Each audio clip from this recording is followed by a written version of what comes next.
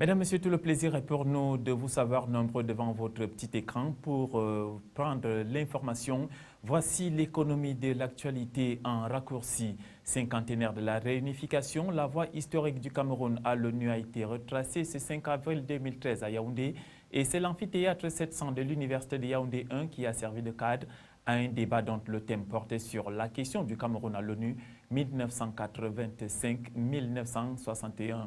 Activité de la commission, études, conférences et débats que préside le professeur Jacques Famdongo, ministre de l'Enseignement supérieur. Dans la salle, de distinguées personnalités de la République, parmi lesquelles le directeur du cabinet civil à la présidence de la République, Martin Bellingaï-Boutou, président du comité national de l'organisation. Le panel était également constitué d'éminents enseignants, entre autres témoins de l'histoire. Martin Bellingaï-Boutou, après avoir félicité le ministre Jacques Famdongo pour cette initiative, a présenté à l'assistance le docteur Abel Eyinga, juriste, ancien professeur d'université en France, ancien fonctionnaire international à l'ONU et compagnon de lutte de Ruben Oumniobe, l'homme podol de l'UPC.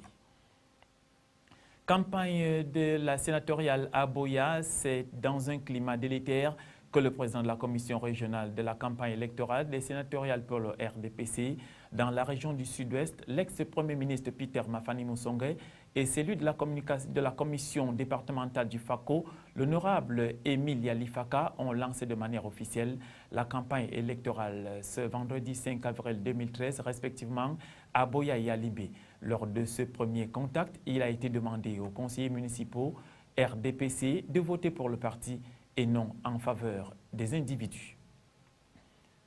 Revenons à présent à Douala, où la foire internationale de Douala pour le développement, la 4e édition, placée sous le haut patronage du Premier ministre et chef du gouvernement, a été officiellement ouverte hier à Douala.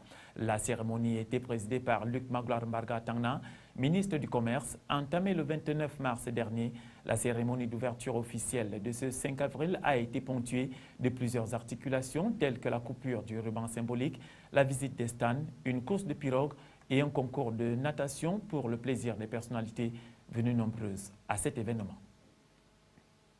Toujours dans la capitale siège des institutions économiques, nous parlons cette fois-ci de santé. Les TIC pour une meilleure prévention du VIH/SIDA en milieu jeune, telle est la préoccupation qui était sur la table des débats d'un séminaire international tenu ici même à Douala.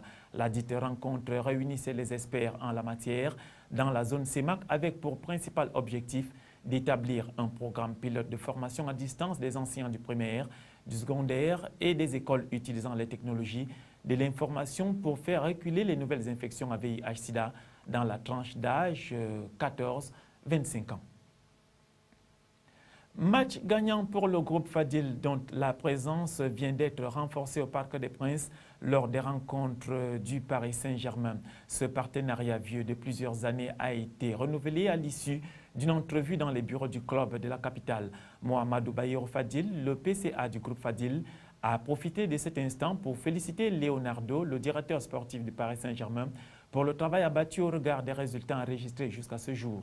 Sans toutefois oublier de mentionner au passage la brillante prestation des poulains de Carlo Ancelotti face au FC Barcelone de Lionel Messi au cours du match aller comptant pour les quarts de finale de la Champions League européenne. Performance que le groupe Fadil a choisi d'encourager par sa présence physique au Parc des Princes pendant les matchs de championnat ainsi que des rencontres internationales. Un duo qui promet des jours heureux tout au long d'un parcours qui s'annonce radieux au regard de la place de leader qu'occupe le PSG au classement avec 4 points d'avance sur l'OM, son poursuivant immédiat. Cette information de l'OM nous permet à présent de nous déporter hors du triangle national. C'est avec l'aide de nos confrères de l'agence France Presse. La situation s'aggrave entre les deux Corées, incapables d'assurer leur sécurité à partir du 10 avril en cas de conflit. Pyongyang propose aux ambassades étrangères d'envisager une évacuation. La Corée du Nord a transporté un deuxième missile de moyenne portée sur sa côte orientale et l'a hissé sur un lance-missile mobile.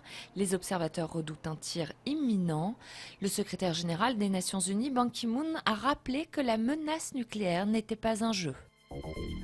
Le parquet n'a pris aucune décision sur ces réquisitions dans le dossier Bettencourt. Dès jeudi soir, des informations sur un non-lieu en faveur de Nicolas Sarkozy circulaient.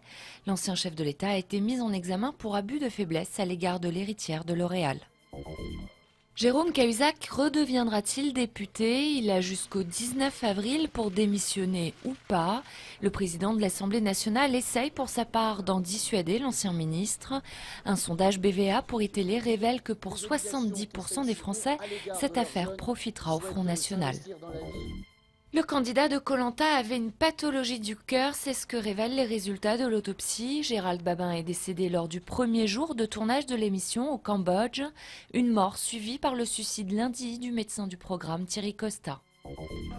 La télé-réalité peut parfois susciter des carrières, comme pour ses élèves apprentis cuisiniers. La restauration ne connaît pas la crise. 60 000 emplois sont à pourvoir dans le secteur. Et bonne nouvelle, les candidats se bousculent aux portes des écoles. Le nombre d'étudiants en bac pro cuisine a doublé en 2 ans. Un bémol, selon les statistiques, seul un élève sur 3 finira vraiment par porter la toque. Stop et fin de ce point sur l'actualité. Mesdames, Messieurs, restez sur CamNews 24.